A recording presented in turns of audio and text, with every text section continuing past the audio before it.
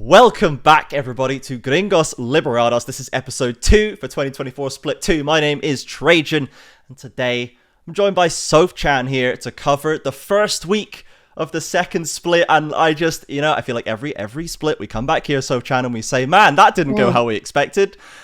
No. And here we are again, and nothing went like we expected. All of our favorite narratives going into week 1 didn't really pan out, and here we are. We don't have the full 1-on-1 nonsense of last split, but we've got plenty of weirdness to get into. I guess a good indicator here is that no one got more than half the predictions right. That was the top score on our predictions, was 5 out of 10. 5. A lot of them lower as well, so it was chaos as usual. It was. Yeah, if CBLOL was a champion, the passive would be just absolute chaos. It'd be like it's Earth, always changing every single time. Yeah. It's Earth, exactly. Because the text actually changes every time you open the tooltip. It's new. It just does. Rewrites it, sometimes in a different language.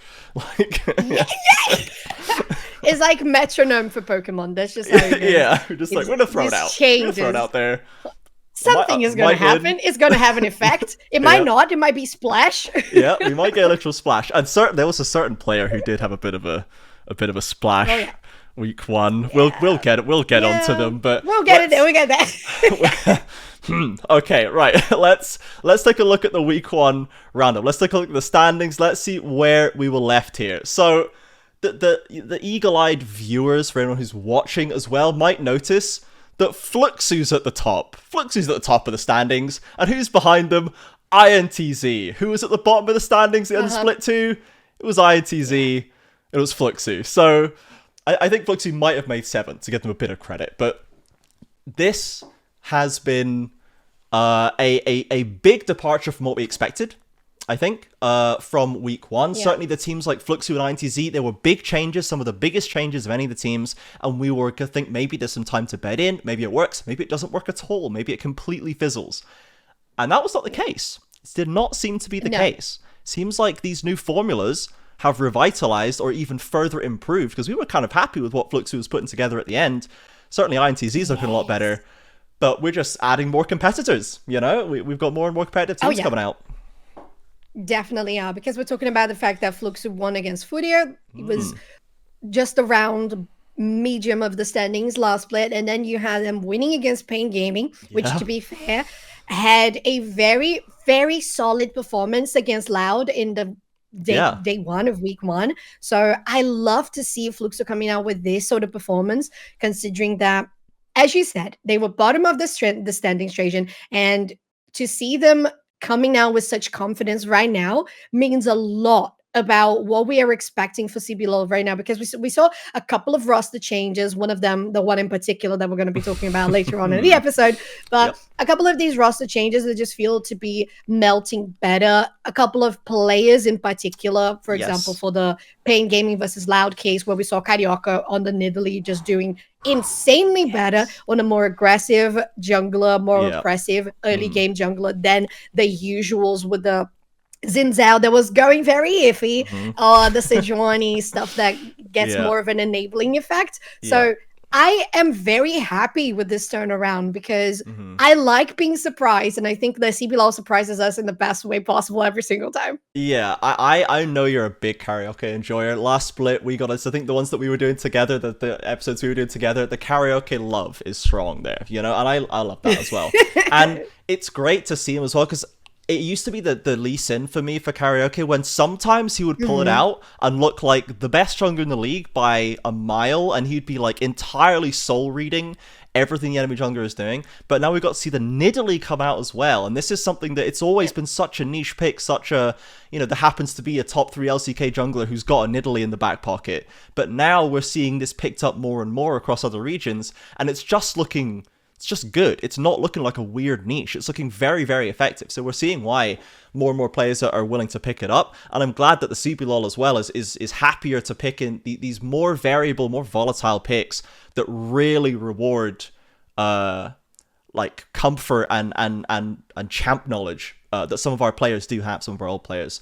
So it's not necessarily all Maokai Sejuani. We do have a bit of extra spice coming in there, and I'm glad that CarioK showed us that, because yeah, the Pain win over Loud, this is like, it's as much of a guarantee as the Loud win over Pain in the grand finals, you know? Loud beats Pain grand finals, round 1 of the next split is Pain Loud, and Pain smashes Loud, and we're like, well, where did this come from? And by the time we get to the finals, it's gone. So you know, we're used to this at this stage, you know? It must be, Loud didn't look as asleep as they normally do, and they did get the win later in the next day versus Red, and this is kind of like last split, they didn't have as slow of a start, but they did look a little bit like, we're just going to do whatever we were doing at MSI, and we're still Loud, and it's like, we don't do much, but at some point we'll hit the mid game, we'll team fight, we'll out team fight you, you're going to make a mistake because you're a CBLOL team, and we'll just kind of punish you, and Pain was hot enough to avoid that, Red sadly was not. So yeah, a couple of things for the champion side that I noticed throughout the split right now in this first week is that I expected much more Corki to appear, but granted, most of the times that Corki appeared was banned. So it was banned 8 games, only played once, and did win that one time. And on the other opposite end, you have the Skarner that was, of course, having that little bit of a transition to the top side in this new meta, also talking about the difference in Pale, how you're not going to have that little invulnerability, and it allows to queue abilities better, but it also allows the enemy to escape better. So it is a case where it could go super well or it could go super wrong. In this case, 10 games that it appeared, 8 games banned and 2 losses when it actually appeared. So this win rate so far is looking a little iffy from what we expected. For example, from this look at the new meta, for example, the Tristana appeared quite a lot in the mid lane as a very good staple so far. And the one thing that didn't change and will never change for CBLOL is the Nautilus. Every single game you can have a Nautilus, you will have it. Out of 10 games that it appeared, 9 of them were played. Only one time it was banned. So it expresses a lot. But the win rate is 5-4. So a little bit... It's just standard pick, right? You just pick it, and like it's not going to win you or lose you the game. It's always going to be valuable. We saw the Leona as the common answer, or if the Nautilus isn't there, we saw a bit more Leona, where before this was like damage has a Leona, and that's kind of it. But we did see 3 different Leonas so far, which I like. I like seeing more Leona coming through, especially if you're going to still go for the engaged supports. We have so many great engaged supporters. You know who this has replaced, though, is the Rakan. Rakan has vanished from the CBLOL. And people like Jojo and Damage as well, who are big Rakan players. We've swapped fully onto the tanks now, and we're just ignoring Rakan, even when they're still playing like Zeri, and there's Aphelios, and there's Varus, and there's still people that I think can play fine with Rakan, but it seems like we've just given up on this one. So I'm wondering, you know, we had 1 ban and no played. You know, so I'm wondering why the Rakan has gone out of favor, and if we'll see it pick up a little bit more. But yeah, so we have got the staples coming through. The Skarner is interesting because it's definitely good, definitely a strong pick. And as you say, 2 losses, a lot of bans. We'll see if I think this pick will recover. I think the Skarner is going to perform well for the top lane because we have so many good like team fighting top laners, and it's really solid and kind of easy to pilot in the lane. And it gives you a lot of flexibility, a lot of great like creativity that top laners can play with this champion. So I think that's going to stick there. And I'm glad that Corki is still playable. I'm glad the package is gone.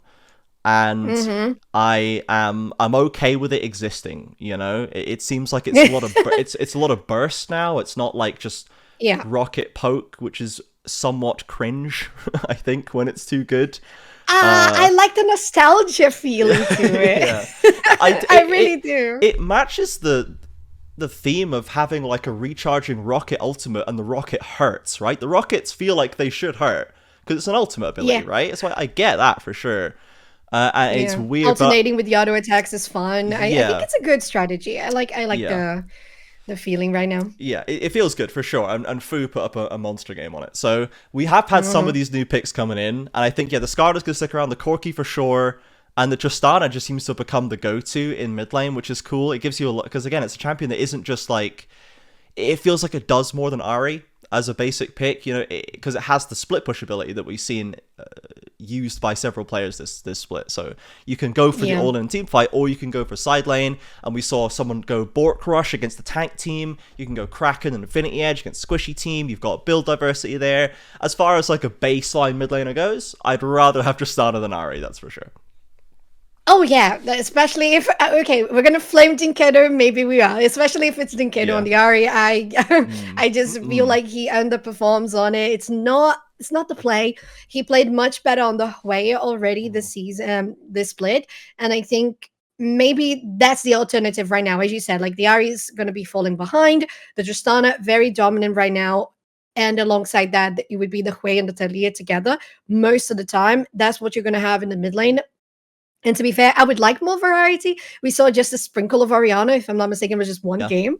And I feel like I prefer the amount of action that you have with the Tristana and the Talia. Because you have the Weaver's Wall, you have the Rocket Jump, you just allow for more map dominance. And because of these changes right now in the early jungling paths, you have more EXP, you have more place for the bot lane to be gaining more golden value as well, because of how the EXP and gold is shared at the moment for the dual lanes. So I feel like these two things together allow for even more action and proactivity in the early game that I believe, of course, the Tristana and the Talia can bring much more to the game.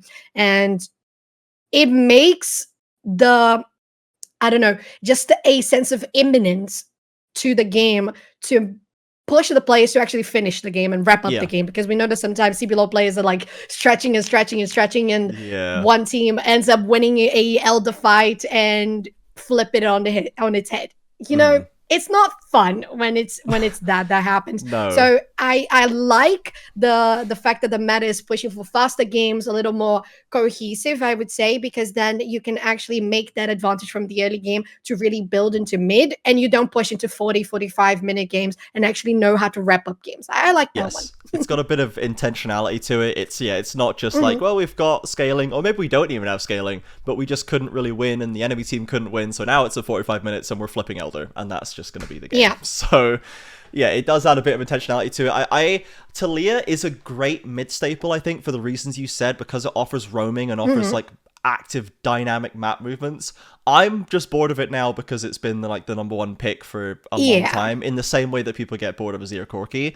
But I'd rather have this than Azir Corki, I think. Fair enough. Like, Corki is slightly new and fresh. I do too. I think Talia, if we had to have one as well, it's a pretty solid one. Hwei is slightly more interesting still as well. So we did have a decent amount of stretching of pools, which I liked. Some other picks just to drop in and to mention. We had a Karthus jungle game, which had, good parts and bad parts. We had a Karthus jungle game. We had a Kled top game. We've been calling for the Grevthar Kled for years, and we haven't got it, and we still didn't get it. We got it in top lane from Liberty.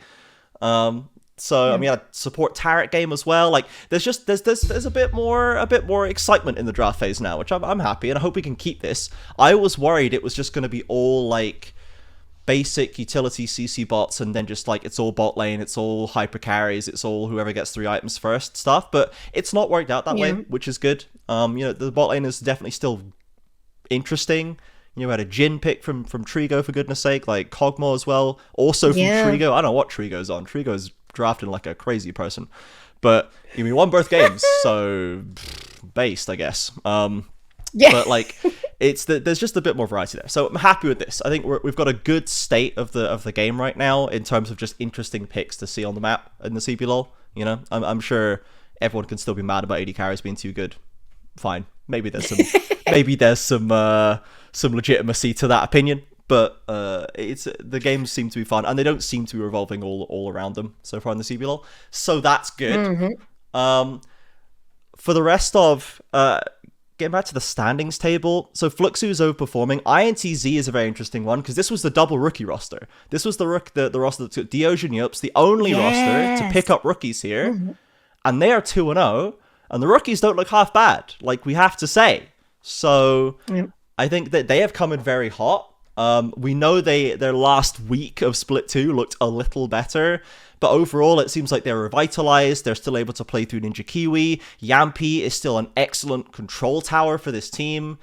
And this is going back to what was working about this team in 2023. when they were making a surprise run. So if they've got a new, exciting, fresh young talent like Dioge who can keep developing, Yupps who can keep developing, and they keep the Ampy element, they keep the Ninja Kiwi element, if he can get back in his element, then all power to you, man. Playoffs, here we go.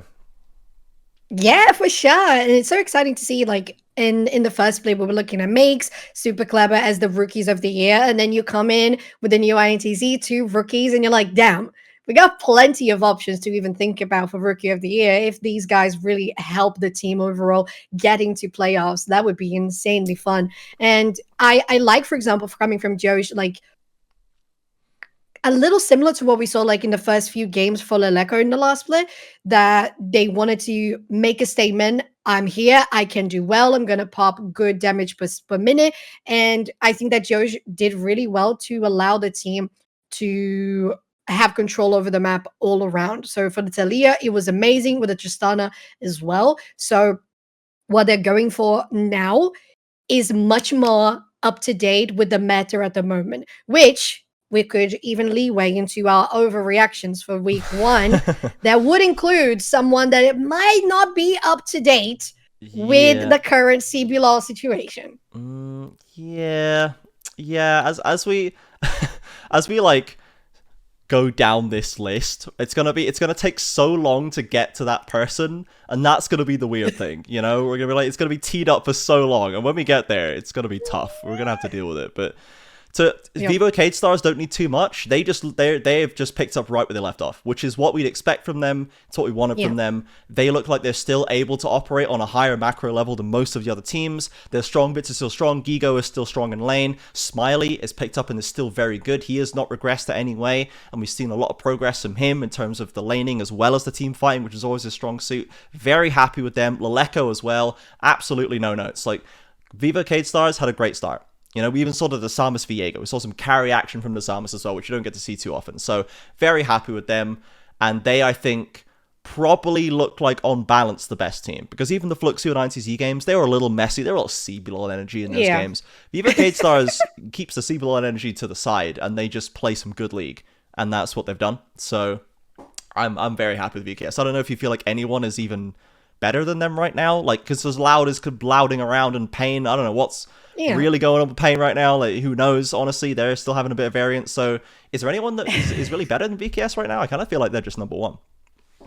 I do agree. I think they would be number 1 as well. And on top of what you mentioned, I would say, in particular, like Smiley, as you said, maintained and didn't drop any level from what he had last split. But most importantly, he didn't drop the level from which he had on the playoffs. Yeah. Which, to be fair, like, he stepped up big time to get through all of those best of 5s, game 5s that they played. So you're talking about this player that used to be like one of the least ranked on the side of VKS, actually maintaining a good level, even breaking the glass ceiling here. And I like Delta also keeping up that level, but also bringing something different that he does really well, which, for example, would be the Nico that we love seeing Delta playing. So having that poke, having that potential of long range, just annoying the enemy, the Delta does really well. And as you said, like, all the cohesion throughout the team just feels like such a solid squad. Top lane, keeping themselves like afloat. If necessary, Gigo comes in and then he really just wrecks the house down. And if not necessary, then the rest of the team is really just holding everything up anyways. So yeah, I'm definitely on board with you. I wouldn't even say it's an overreaction at this point. No, it's just like they came in, they came in first seed regular season split 1, and they started first week 2-0 when the other playoff teams dropped the ball. So that means something at least. Fluxo and INTZ were not even there in playoffs, and they're the ones who are sitting pretty now. And Lao, Pain, KaBuM, Red, Lost, they're all in the bin. So props to VKS. And I love that you brought up Delta's Nico, because I think specifically in that KaBuM game, where I was watching that one going, okay, House is like 5-0, all the money is in House's Tristana, he has to carry, there's no other solution, it has to be him. And then as soon as that became obvious, and he'd gotten like a lot of kills, and KaBuM was starting to roll entirely off House's back, suddenly Delta catches him with the Nico ult or the E in every fight from that point, gets him at the Baron pit, gets him in the mid lane, gets him with the root, gets him with the ult.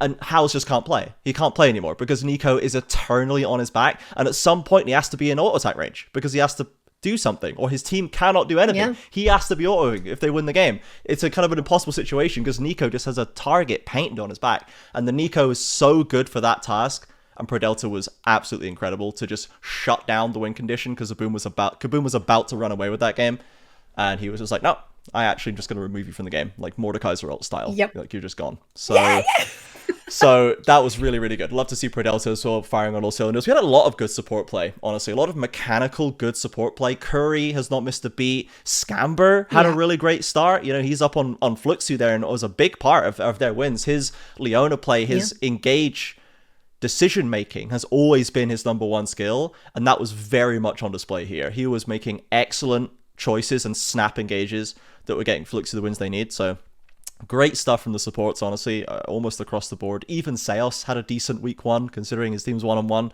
He was having some good Nami play and some good support play. So so that was pretty good. Then Fury, we get to 1-on-1s, which there are 4. We've touched on Pain already. So Pain had a solid win over Loud, as we would expect, and they then proceeded to lose to, was it INTZ or Fluxo? Who did they go down to? Fluxo. It was Fluxo. Fluxo. And it's that they had the Wiser blind pick Jax that just got slam counterpicked by Chiari, who also had a banger week one. As a side note, Chiari top lane is popping right now. He had an excellent Gwen game and then a great Gragas neutralizing Jax game. So, loved what we saw there, and we just see, I guess, Pain, they're just not the consistent threat they used to be, and maybe this is just the Titan iteration of kind of any team. High highs, low lows, but even the consistent rock players like Wiser seem to have been dragged into the volatility cycle, which I don't think is good for them overall. It does give them a ceiling that can take you to Game 5 against Loud in the finals, whereas they couldn't get there before. But they didn't win. Yeah. They still didn't beat them. So yeah, they did not. 6.5 a dozen at the end of the day.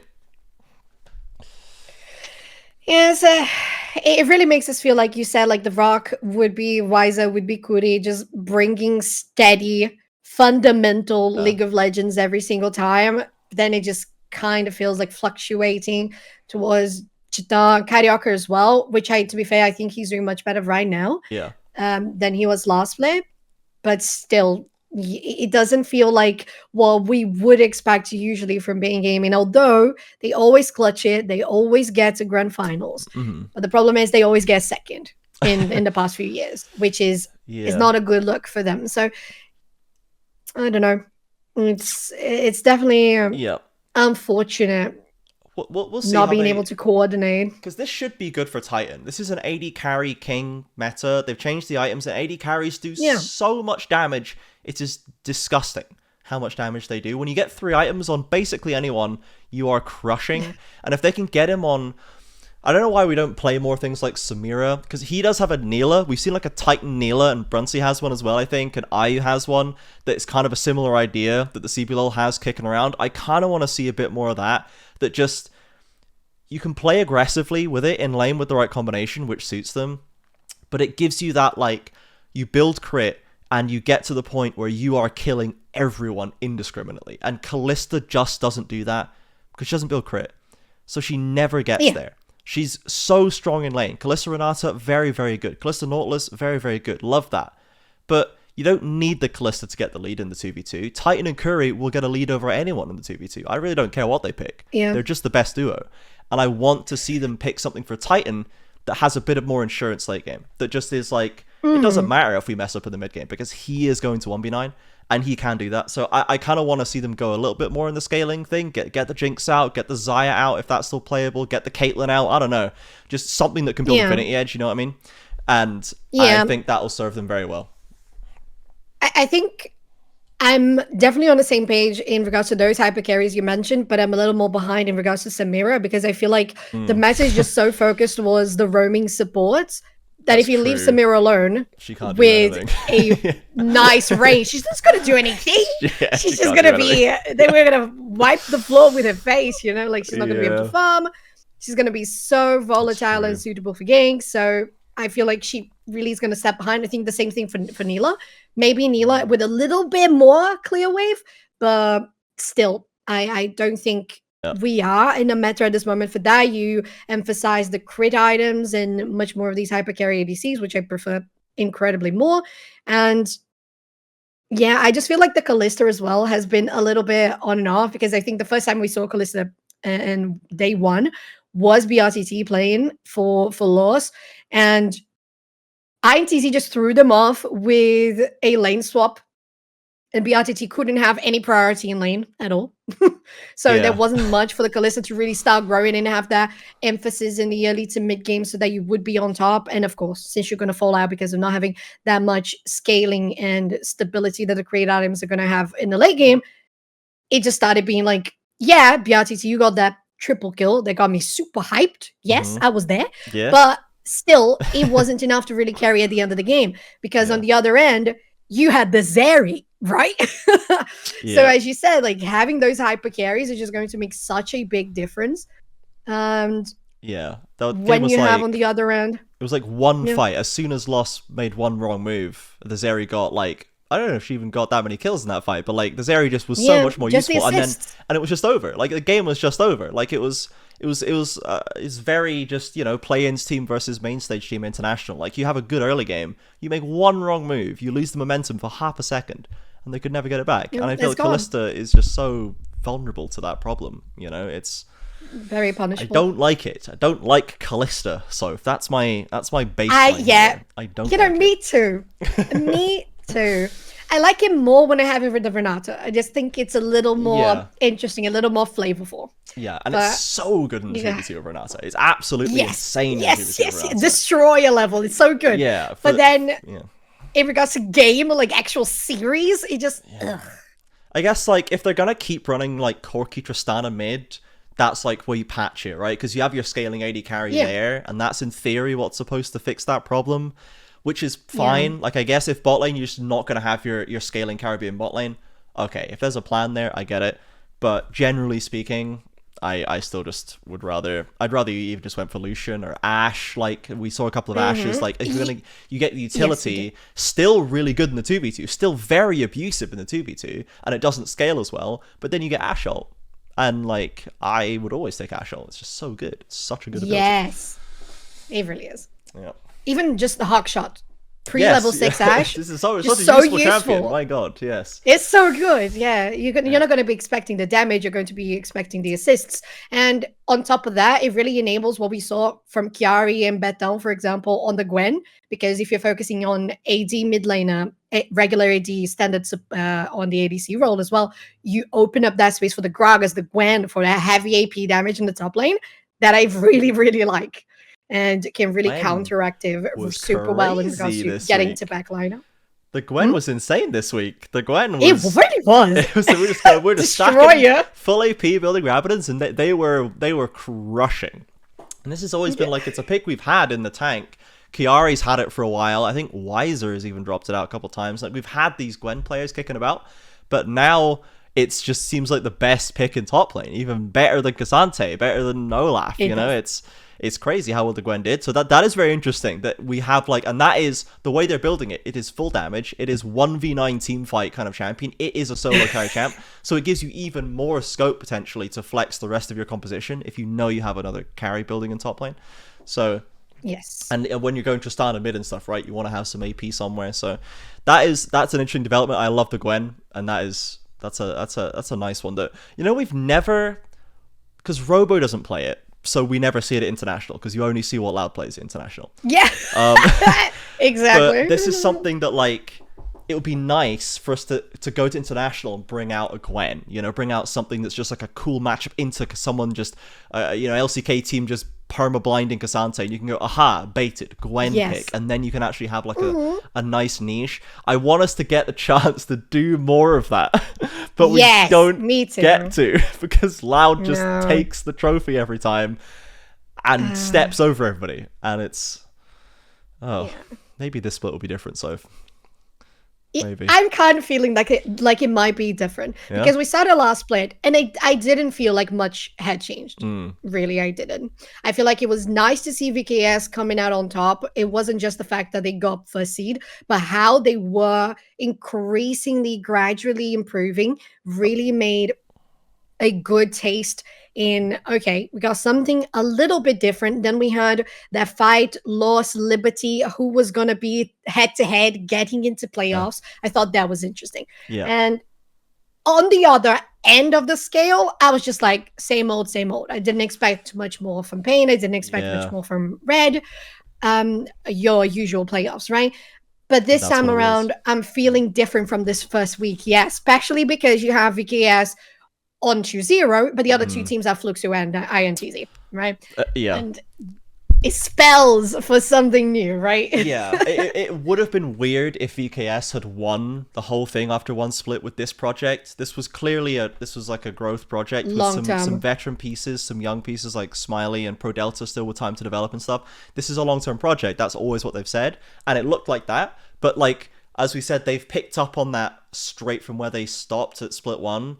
Which, if they continue this, they'll win. They're going to win. If they keep growing at this level, they're going to win the split, and that's going to be cool.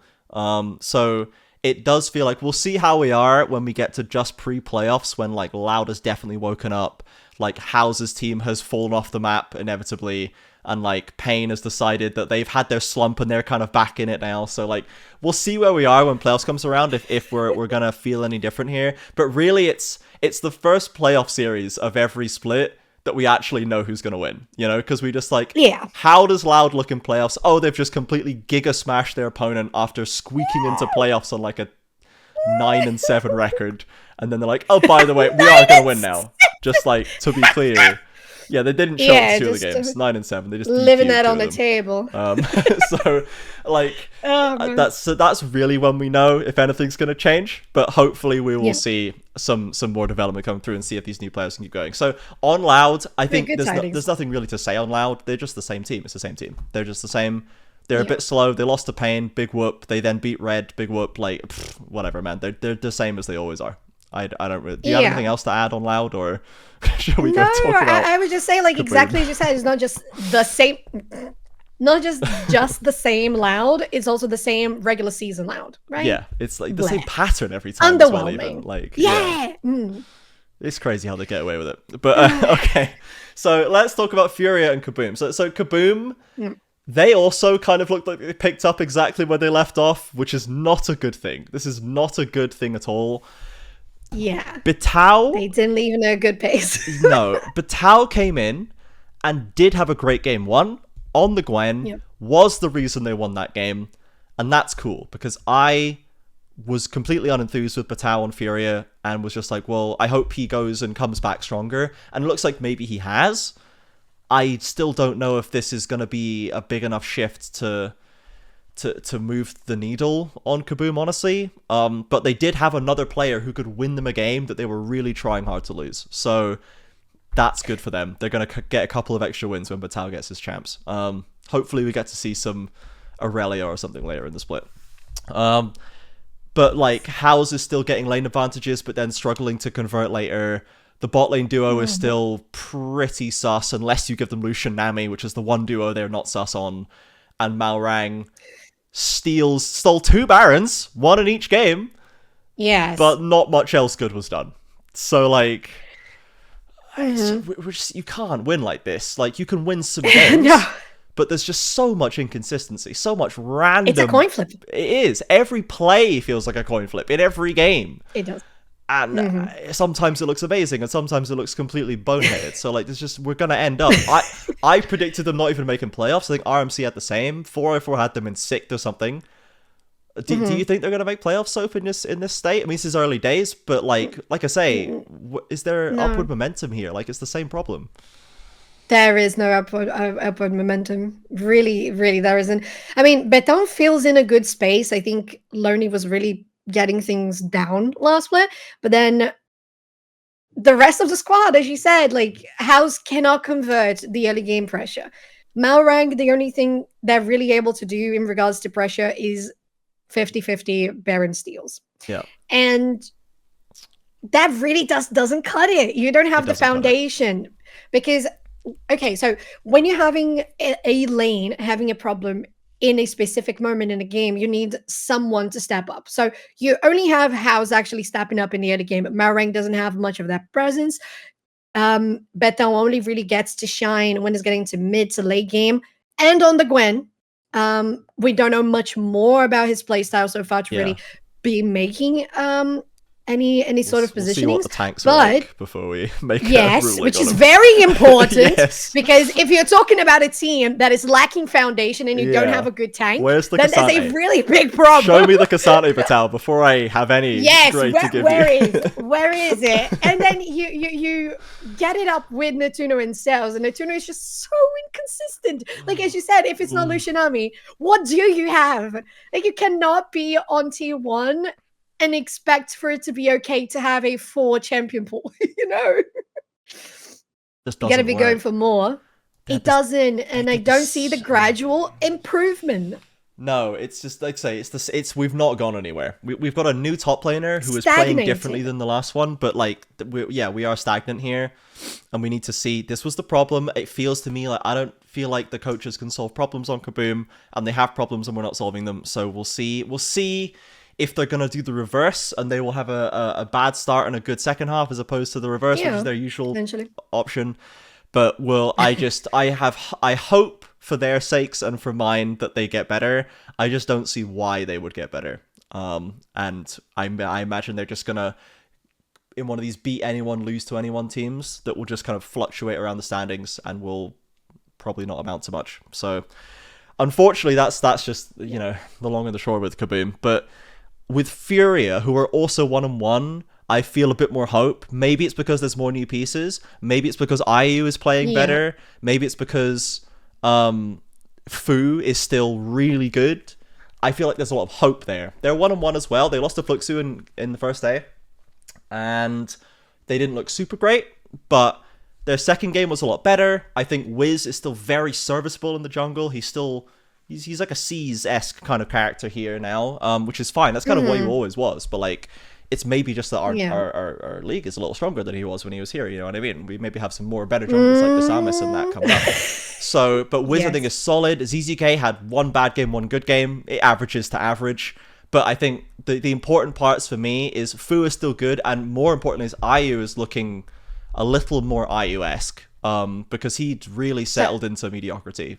Like from split. So for mid lane Toots, I think you're sorry, not Fu. Yeah, sorry Fu. You're 2-0. Sorry for disrespecting Fu like that. You're 2-0 over there. Disrespecting Fu. but no, I mean, I had high hopes for Fu, and to be fair, and he met them. But I think it's basically the same as IU in this place, because Tuts also had settled into mediocrity and is now picking up again. And that was the key for me, is this roster works if Tuts is good again. And he kind of looks pretty good after week 1. So there's a lot of hope there. I think hope is a good way to really explain it, because the new pieces give it hope. The more consistent performance from Toots, or even more impactful, right? Yeah. Because it felt like Toots was just a little, too comfortable, not really leaving that comfort zone, and stepping out of it, really allowing for the other pieces to shine together. I think there is more potential than what I see from KaBuM at this moment, especially because KaBuM was always just so much closer to reaching grander heights. Yeah. That this time they feel even more in the comfort zone. Yeah. And it's super unfortunate because, as you said, like the league has been improving so much, split after split. And some of these teams or some of these individual players have not really been picking up the pace with everybody. So in this case, I would say I'm on board with you. Like, FURIA feels like there's more room to grow, and then they have more, just availability to, okay, I am going to learn from my mistakes, and I'm actually going to do something better from what I learned from it. So this is where I'm sitting right now, and I'm actually very glad that we're on the same page for most of it. Yes. Generally, we are, I think. It's true. You're not wrong. I'm trying to think if anyone, I don't know if anyone often has major disagreements on like teams and players here. Mostly it's RMC and I that have very different vibe checks on players like Lonely, like House, like Dinkado. Like we're often on opposite sides of a investigation when it comes to players, but I think a lot of the time we're the rest of us are more or less on similar pages. Okay, we can take a small diversion here just to something to pull on something that you mentioned there, that compared to previous splits, I feel like this felt like a good week one. It felt like there were a lot of teams that were able to show us something exciting and something strong. It's the CBLOL still, right? It was not perfect games. There's still a lot of, like, say, KaBuM and Red and stuff, and we're still showing the problems. But a lot of it is coming from these older teams with more bedded in rosters that are failing to grow. Yes. And rosters like BKS, rosters like Fluxo that are growing, they're winning. And that's good. That's how it should work.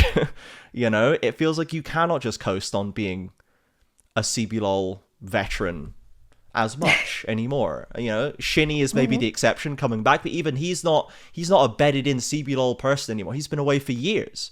Now he's back and he's looking great, but that is a refreshed Shinny, you know? So I feel like, especially after week one, and I know this is one thing that I remember RMC saying distinctly last split, was he felt like the region was in the bin last split. He was like, we are playing so bad. Everyone is so bad last split. Like, the macro was awful, Cision was bad, and like, he was not happy with how we played as a region last split. So how do you feel about week one? Do you feel like there is any difference there, or do you feel like we're still just like, you know, too variable, I guess? Or do you feel like there's any movement that we can expect? I think there are a couple of compartments that we need to address. So in regards to teams in between and within each other, I would say that what has been established so far is, as you said, veterans just feeling like they know how to do it and they have it all worked out, that they know the master plan and the script, then just not innovating, not really having the eagerness to grow. Then you have the new teams, especially like we saw for the INTZ squad, bringing out rookies, like we saw with Leleco last play coming down for VKS. New players, they are really eager to show they deserve to be there. And they're actually willing to learn something new because they come from CBLOL Academy, and Academy is very much different from actual Tier 1. So they actually need to put in more work, and it feels like that lives depend on it because it kind of does. And that is bringing more to the league. Yeah. In regards to from last split to this split, I still agree there are major problems with macro, like major problems, especially when you're talking about like leaving, as you said, when we go into international, early, slight, almost getting into 15-minute mark, we're like, yay, we know what to do. And then just like 5 minutes later, everything's in the bin. We just grieve immensely. And I still think that we don't translate a good transition from mid to late game well. I still think that we are miles behind. Yeah. But as I said, it feels like this split, there are more new key components that allow for CBLOL to actually be in a more growing place, in a more actually interested place to grow. And at least that makes me more hopeful. Yes, there's a lot of, you know, we're using the word hope, you know, a lot. There is a lot of like, I like what I'm seeing. I like the mindset here. VKS has a good idea. We'll get onto Liberty in a second. They've got some interesting ideas about practice, and they've got a lot of young players, and yeah, like these new rosters that are coming in, and they're looking like they're adapting with the current meta. They're trying to use what is strong. They're trying to learn and grow, and that's what we want to see. And let's get into the bottom half of the table, the bottom three of the table here, because this becomes quite indicative. Let's talk about Red first, because Red looks like the quintessential we can't get away with it anymore team to me. Yes. We cannot get away with just running it down in mid and late game and just losing all sense of strategy when it comes to that stage of the game, because you'll just get punished and you'll lose. They have good early games. They still have good early games. They've always had good early games. That's still fine. But that's not the hard bit. Any play-ins team can have good early games. The third seed from BCS has good early games. But like, got consistently picked apart as soon as like, you know, the next stage had to begin. And that was just, it made me think, like, in previous splits I've always thought, I wish we could send Red so we could see how, like, FNB does internationally and how Brunsey does internationally. You'll see that again, how Aegis does again. And those individual pieces I'm sure would be good. But we probably would have then see them get completely eviscerated at 15 minutes, possibly even worse than Loud did, you know what I mean? So maybe I'm glad we didn't do that. So yes, this was not a good week for Red. I love that they drafted Jungle Karthus. That's cool. Aegis still has the deepest pool in jungle. It's an important role for him to play. But man, did they have no idea what to do after 15-20, and that is even worse than normal. Like, maybe the loss of Jojo is bigger than we had previously surmised, because my goodness, not good. Yeah, because I feel like it's one of those pieces that feel more stable. Jojo was really a steady rock, and when you're bringing in Frosty, it kind of adds into the volatility. And I just feel like, as you said, the moment we get out of laning phase and they're actually fighting against other lanes and other players and other champions, they're like, oh, hold on, but how do I position? What do you mean? Because the problem is, what do you mean? Like, the problem is because because in our league, because in our region, when we get into the 15-minute mark, no team actually punishes the enemy for the mistakes. Then when they get into international, they think they're going to have the same leeway. That's not the case, because the enemy see the mistakes and they see the openings, whereas us, which is something I mentioned throughout the beginning, where the meta pushing us to be more aggressive and swifter and more concise in wrapping up the game actually allows us to see the mistakes much more clearer, because then you're going to have even more of an unsurmountable lead. You turn the actual early game lead into a snowball and actual control of the late game, which is something that we don't know how to do, right? Because the teams that, as you said, experienced, seasoned CBLOL teams with seasoned experienced players, they get into the 15-minute mark and they're like, we won because we got the early game lead. And they don't know how to convert that into actually taking an access. And that is going to really take out a benefit from us in every single corner. Because if we don't push ourselves in within the league, how are we going to even get better in international, right? Like, yeah, this is like the role that Loud has fulfilled, has been we're just going to wait for 15-20 minutes, and then you're going to just like stumble into our arms and we're going to win. So they're just like the anti-CBLOL strategy in a sense, where they don't really do anything until the enemy team forgets how to play at 15, and then they come back and punish and win. And that has worked for them for so long. It doesn't work against international because they don't blunder in the same way that we do. So Loud doesn't have these things to take advantage from, and they are able to put together some good early games sometimes, but then they fall into the same trap. And just Loud, we need to be able to get a hold of that mid and late game so that Loud will not just walk into the finals in 3-0 and without having to like get a single first blood, you know what I mean? Like, it's all about the growth of the main character, right? Yeah, they are the gatekeeper. They've been the gatekeeper for years now, literally years. Yeah. And hopefully we'll see if the VKSs and their ilk can solve that problem, which they do seem to be solving a little bit. So so Red, we're not happy with that. We'll see if they've got anything to do. They of course have Nelson as now the coach instead. They have had a shift in coaching staff. We maybe wouldn't expect it to take straight away. There is a split of development to go. The roster is the same, so there are going to have to be some habits to unlearn. We'll see if they can make any progress there, but they certainly haven't made any progress yet. So best of luck. We'll see you in round robin 2, I suppose. Just for ultimate, just full delay, because we're going to probably end up using some reference to this guy on the thumbnail and stuff, but like, let's do Liberty first and we'll save Lost till the very end. So Liberty are 0-2. Now, their second game especially, I thought was not bad at all. It was not a washout of a weekend. That I don't think we're going back to, you know, what was previously Liberty and then KaBuM and then Liberty again, like 1-17 record kind of thing. I don't think we're going back to that. I think they just had a rough starting week. And this is the team that is, by all reports, has a new innovative scrim strategy where they don't scrim anyone. They only scrim their academy team. And they don't scrim anyone else, which is fascinating. And for another lack of word for stupid. I just don't think hiding your draft is that important. Or I gotta say, are you going to come up with the next lane swap?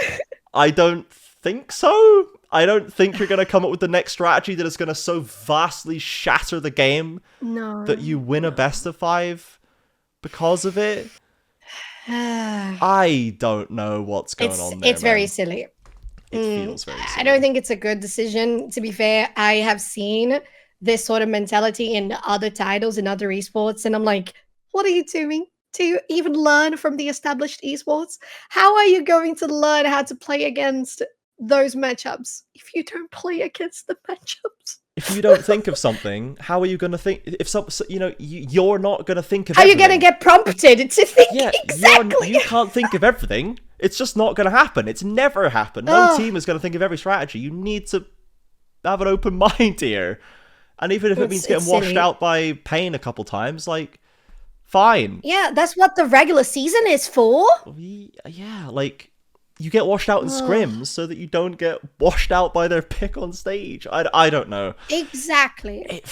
So, like, this, we have to get Liberty coaching staff in an interview at some point in this split and just walk us through it, man. Just talk us through the scrim thing. Let us understand. Please, because we're not coaches, and I'll tell you, we don't get it.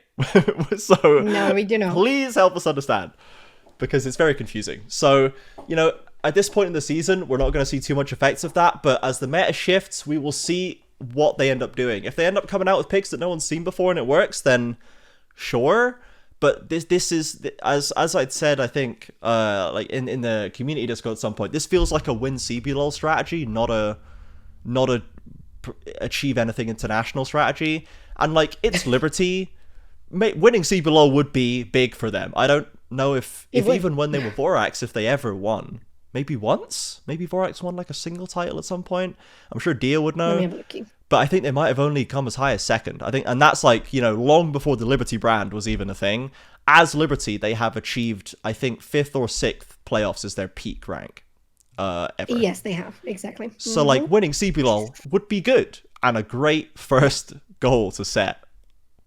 But yeah, I don't know if this is playing into the long-term development of a team that I think would probably say that they have long-term mindset in the way that they coach and the players that they've picked. So it just seems like a very, very questionable decision.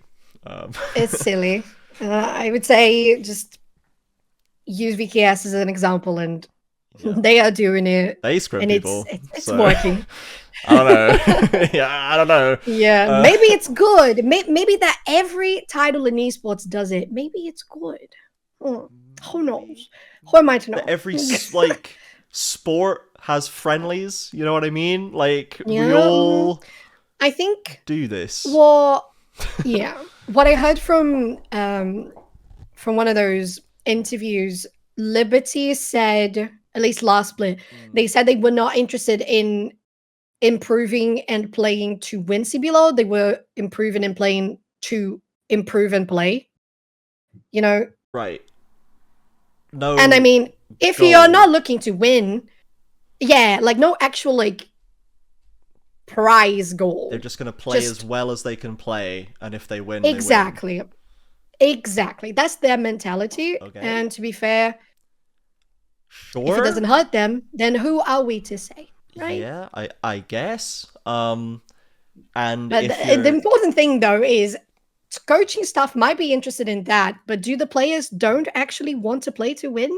Like, it's a good thing to be raising an eyebrow for, because usually when you're in competitive, you are competitive.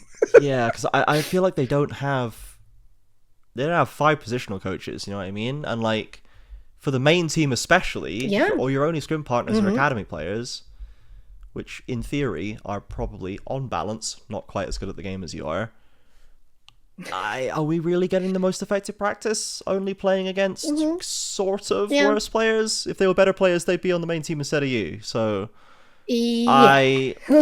there's just there must be a through line here that we don't know, and hopefully this split we'll find out what it is. But right now we're all big question mark ping on that one.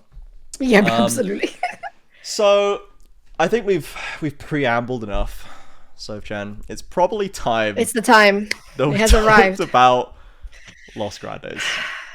0-2. Start bottom of the table. Not the return that BRTT maybe envisioned, shall we say. And we have referenced the Callista game. There was a triple kill. It was quite cool. And that was about it. It was the momentary 5 minutes of fame. Yeah, that was their first game. We're like, oh, it's happening, you know. Yeah. He returned, and then he left again. To buy cigarettes. He ran out very fast. He needed to get another pack, and we'll see him another 5 years. Because we didn't see him again that weekend, that's for sure. We got the BRTT Draven. That didn't go very well. My guy was down 50 CS versus IU on Draven, and it was an ugly affair. So which one was that? It was Varus. And Varus is a strong laner, but they were both melee supports. It wasn't like Varus and range support versus melee support. Varus and Nico. So that wasn't great. So loss ended on a high. They lost in a best of 5 versus VKS. They almost knocked out VKS. And they did what most would consider a straight upgrade in one position, kept everything else. And they just didn't look like the loss that we saw. They did not look cohesive. They didn't look like they were playing together. And it just seemed muddled, you know? The lanes are fine. Envy, still very reliable, super clever. Pulled the Skarner out, still doing a fine job in lane. But then the team fights come around, and we had a bit of a red Knids-esque kind of moment.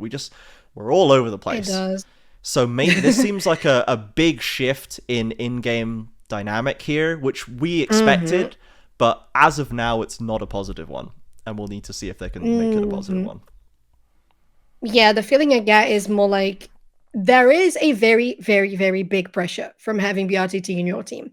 And for trying to understand, as you said, the dynamic and the shot calling and who is actually going to be taking that role. Because as much as we honor and, understand the value of BRTT for CBLOL history, he is coming here new from on the meta right now. He tried to do the Draven that was slightly nerfed, and maybe that was just something about how they were trying to understand, okay, this is the call.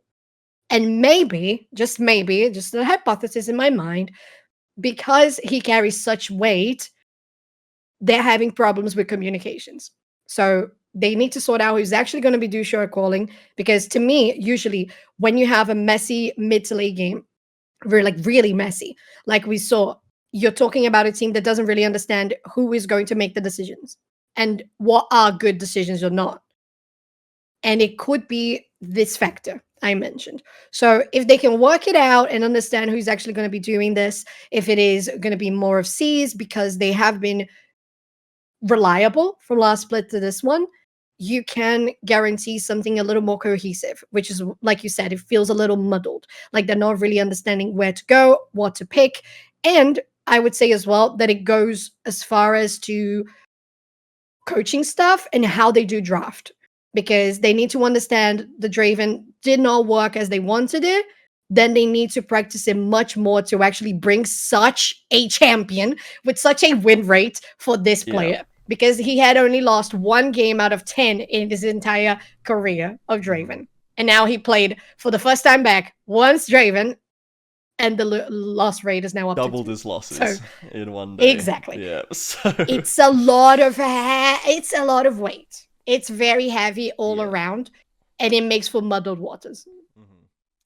Yes. So I think C's particularly didn't have a great weekend. Super Clever I thought did fine. Envy did fine. Cabby wasn't on top of the world. He was not as poggers as we saw last split. He was very good last split, but he did have a couple off games. He had a couple off weekend here. And yeah, BRTT did get somewhat smoked by IU of all people, the kind of one of the latest in the batch of this is the guy, this is the new guy who's gonna be the AD carry of the region after we had like 3 in the course of 3 splits, you know? Yeah. So we always do every year. The 30 whatever year old BRTT did come and get like absolutely cooked by like a 19-year-old wonder kid, which is kind of funny in a way, but it's sad for Lost that it's not even just BRTT himself was targeted and had a bad series. The whole team just did not look cohesive. The individual pieces there, we know that individually they can work, and we know as a team they can work, and it's an AD carry position. Ultimately, I think it's gonna go up from here, but it was a rough start, that's for sure. And when, Fluxo and INTZ have now decided they're going to be playoffs contenders as well, it was hard enough for Lost to squeak in last time, having to bump out a Surging Liberty. Really hard. And now we've got 2 more teams that didn't make it. Like, actually, we're going to be in first now. So, like, catch up if you want. So catch up if you can.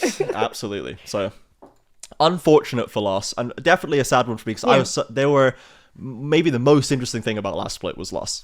And how they played and how well they played. So hopefully they can turn it around. We don't want BRTT to get smoked. It's kind of funny, but I don't absolutely want it to. not. Overall, we don't. It's not a good thing overall.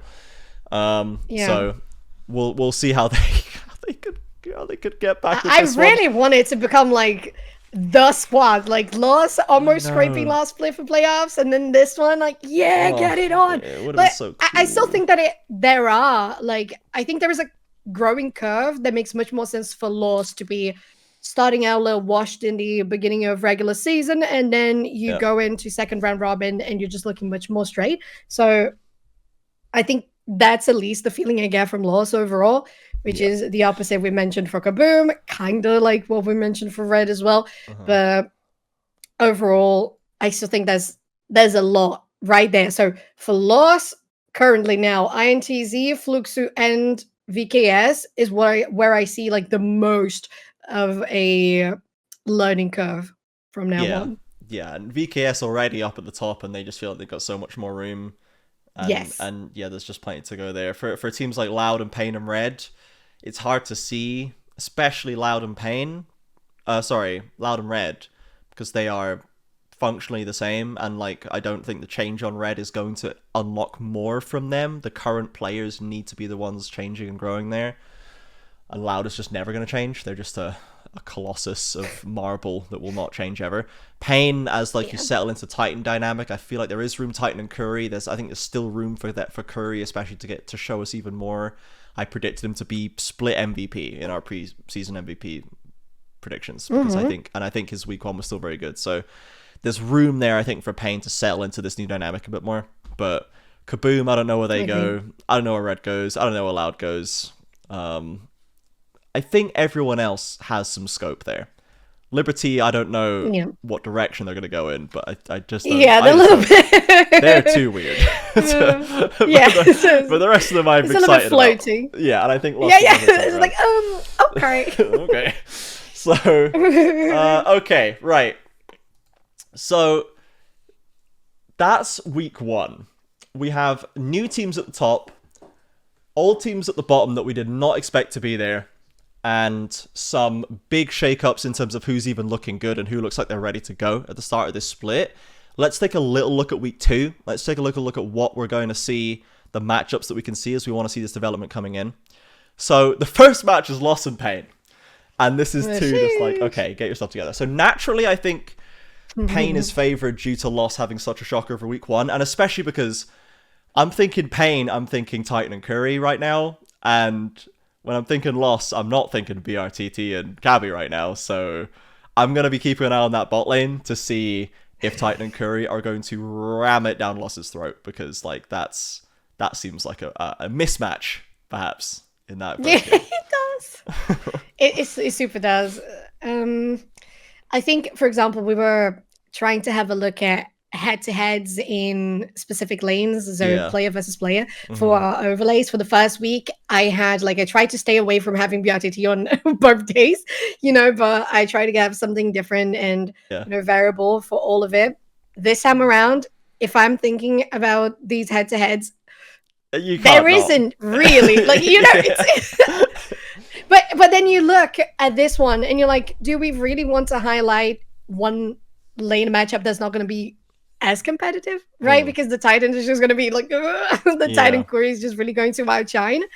But yeah, on the next one for Fluxo versus KaBuM, I think Fluxo is not going to have a difficult time against KaBuM. I think KaBuM have a very well-known strategy, which is to not grow that much.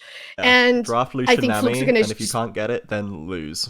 I think exactly. It's like one win condition. There's just air. Fluxo performed much better than for Red INTZ. So we're looking again at the first placed team. So what are you thinking? So Red INTZ is going to be interesting because like INTZ obviously started very good. They did have to mount a comeback versus loss. It must be said they were 5k down versus loss, but they still won, and that's impressive. And they were able to sneak wins away from teams like Red even last split, and Red just looked so lost. And like INTZ in this current Yampy era has always looked like one of the most well put together strategic teams. They just had such a horrendous laning phase from like Tay and INTZ in last split that there was just, you didn't have anything to work with. Like my guy Yampy had maybe half a Ninja Kiwi to play with, and that was it. So like now he might have a bit more to work with, and I think that's where they're gonna look really strong. Damage and Yampy, when they're on form, when they have pieces to play, they're very good. So I think that they might just take Red apart in the mid game. I've got it in the same way that everyone else is doing now. So yes, I think INTZ is probably favored purely for that reason, and because their lanes have looked solid starting up. So I'd be confident enough with them. We'll see if it was just a bit of beginner's luck and if Red can actually still steamroll, if they do start to even show a bit of progression even just from 1 week. They haven't had the new coach for that long. So, we know the skill is there for Red. You just have to put the strategy behind it. Yes. If they've got the strategy behind it, they'd be unstoppable. Like on balance, their mechanic, their skill across the board is just so good. Exactly. But they're my God. silly. They're such silly gooses. The micro for every player, they're individually so incredibly good. But they just bink it every time. It's crazy. So Loud Liberty, I think it's an easy one. Just Loud, and Loud that's is going to win that one. Now the last game, continuing. That's interesting. FURIA VKS. VKS looking good, but FURIA in that second game when they were good, they look like they've got a solid bot lane duo with Ayu, who's looking on form. They've looked like got solid mid lane and Tuts as well, who can maybe match him into the Lekos. Similar styles there. And it really, I think, maybe comes down to Wiz Samus as to who's actually able to get more done there. Because we haven't seen like a big game from Wiz yet, and we know the Samus is looking good. So that one might end up coming down to jungle matchup, because I think that could be a closer game than last split, certainly we would have expected. Oh yeah, I think it's definitely more competitive as well. I still think there's an upper hand for VKS on this one, not just because they have been performing really, really well in these last 2 days. I'm also thinking about like the specific keys for that matchup you mentioned for the jungle. Like the Samus is still a little bit higher to me than Wiz. So I would give this one to VKS, but I think it's going to be much more close of a match compared to the other ones we have in the day. Yeah, I think a lot of them are going to be stomps. Red INTZ might be a messy one, but I think the rest of them are going to be pretty stompy. So last one should be good for sure. INTZ Loud, that could be interesting, because Loud relies on mistake making, and INTZ look pretty clean. So they have, there's definitely an angle there. FURIA KaBuM, I think that one could be a bit of a sleeper hit.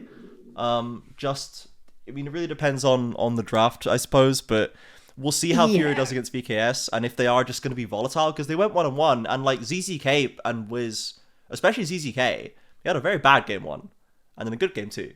So there might just be a bit of volatility there that KaBuM can maybe exploit, and maybe Batao, if he catches ZZK on a bad day, he can actually, we've seen him have some big games himself. So I think that one could be secretly quite good. Liberty Red. Yeah, it definitely depends on the draft.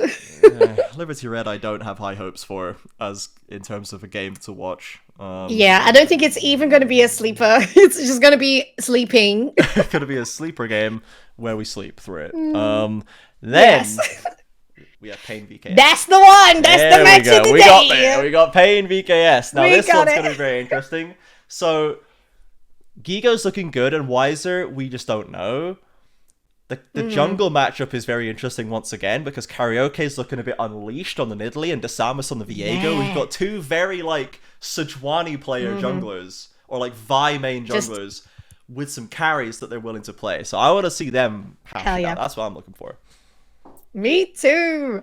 You know, just pop something different. Just get the Nidalee, get a Karthus, and not exactly in that order, or not exactly against each other either. But have something like that on the go. Oof. That's going to be really fun. Yeah, I guess I think it's going to be very down to all the VKS matches, I guess. This is what we just want to watch VKS play.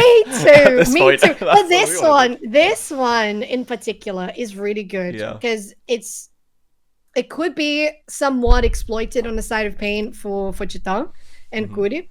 And it could be, as you said, just relying on the jungler matchup. But at the end of the day, it's still two teams that bring it to the late game. It's two teams that bring it to a late game of more concise decisions, not just, we're going to make a very stupid mistake. You know, it's more controlled, a little more strategic, which is what we have been looking for a lot. And for the final one, I think this is going to be a bop. Yeah. What are you thinking? I think it's possible bop energy. Fluxo. Yeah, if it's possible bop energy. I think Lost is going to take week 1 pretty hard, and they're going to come back they're going to come back stronger and come back pretty angry in week 2. Agreed. They're going to have a rethink. Like, Pain is a tough matchup to come into, specifically for them. If their bot lane is struggling, Pain is a great bot lane. It's a tough matchup.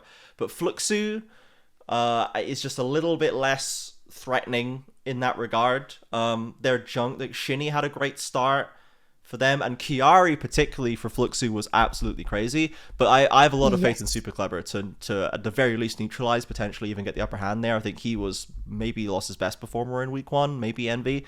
But so I think Loss matches up well into Fluxo, and if they can just get their, right the ship a little bit, get themselves all rowing in the same direction, they will be able to this should be a very fun matchup and a bop, as you've said, as long as Loss come correct on the day.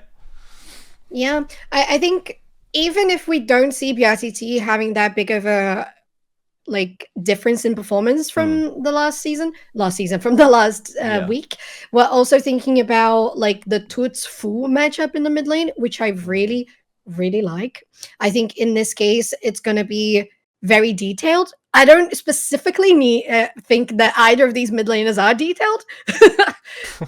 Not really, but how they are going to be playing and how they're going to bring together Shinny and Wiz, as you said, no Wiz, C's, it's going to bring more action in the early game, because I agree, Super Clever can handle Chiari, but Chiari can also be a big threat in 5v5s. So I think there's a lot of things, for early game, this matchup, for late game, every single thing has a little bit of an intricacy that I think can bring a lot of entertainment for this match. Yeah, even if BRTT is not quite 100% yet, Trigo's not. Yeah. He's not. He's just not. Trigo is not. He's just Trigo. He's just Trigo. He's just wheat. He plays Jhin, as champion. I love Jhin, but it doesn't do anything, bro. It's dead. This is the one time where he's slightly useful because his items are very overpowered. So I think that BRTT will have a less pressure in that lane, and maybe even a chance to get a lead going over Trigo. So we'll see if he's able to do so. And that could be a nice confidence boost for that bot lane if they're able to make some leverage there. Oh, hell yeah. So, day 1, looking maybe VKS Furia. Day 2, certainly Pain VKS. That's what we're looking for sure. And then a possible sleeper bop in Lost Fluxo after. So, that's going to be us. We're going to wrap it up for this episode. We will see everybody back on the Twitch channel on Saturday and Sunday at midday Brazilian time. I've been Trajan, joined by Sofchan. This has been Gringos Liberados. Remember, you can follow us on Twitter at CBLOL_English. You can follow us on Twitch at the same. And you can join our community Discord to talk to us, talk to the casters, talk to the community about the upcoming games, and just get all your English CBLOL action all week. when there's no Open Any games. Yeah. And we'll have plenty Every of content week. coming out on YouTube and TikTok as well. That windmill has started up again. Solari is churning out the content as always. She does an excellent job, so go over and check that out as well. So thank you everybody for listening, and we will see you this weekend. Bye-bye.